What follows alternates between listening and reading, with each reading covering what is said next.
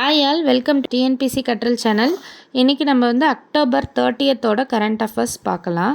47th Asian அசோசியேஷனில் ஏஷியனுக்கு என்ன மீனிங்னா association of south east Asian நேஷன்ஸில் இந்த கான்ஃபரன்ஸ்க்கு இப்போது சேர்மன்ஷிப் யாருன்னா ஃபிலிப்பைன்ஸ்.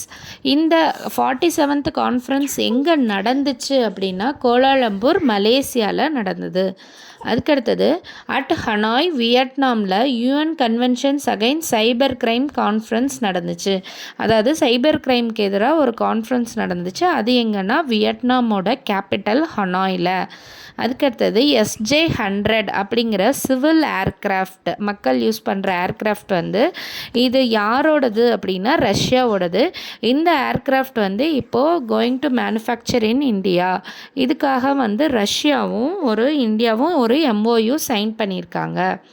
நெக்ஸ்ட் சவுத் கொரியாவோட ஹையஸ்ட் நேஷ்னல் அவார்டு என்னன்னா கிராண்ட் ஆர்டர் ஆஃப் முகுங்வா அப்படிம்பாங்க. இந்த அவார்டு யாருக்கு தராங்கன்னா US பிரசிடென்ட் டொனால்ட் ட்ரம்ப்க்கு தராங்க.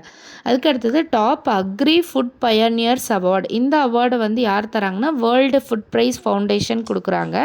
இந்த அவார்டு நம்ம செஃப் சஞ்சீவ் கபூர் அப்படிங்கிறவர், இந்தியாவில் சேர்ந்தவர், நம்ம தமிழ்நாடை சேர்ந்தவர் தான். சஞ்சீவ் கபூருங்கிறவருக்கு அக்ரி ஃபுட் பயனியர் அவார்ட் தராங்க. நெக்ஸ்ட் இந்தியாவோட ரேங்க்கு global fire power index. Fire power இண்டெக்ஸ்னால் என்னென்னா ஆர்மியோட பவர். ஆர்மி பவரில் நம்ம இந்தியாவோட ரேங்க் எங்கே அப்படின்னா 4th ரேங்க். ஃபஸ்ட் ரேங்க் யாருன்னா USA, second Russia, third China. நம்ம இந்தியா 4th ரேங்க்கில் ஆர்மி பவரில் இருக்கும். நெக்ஸ்ட் அக்டோபர் 30 இன்றைக்கி வேர்ல்டு த்ரிஃப்ட் டே அப்படின்னு சொல்லுவாங்க. Thank you all. உங்களுக்கு இந்த வீடியோ பிடிச்சிருந்தா லைக் அண்ட் சப்ஸ்கிரைப் பண்ணிக்கோங்க.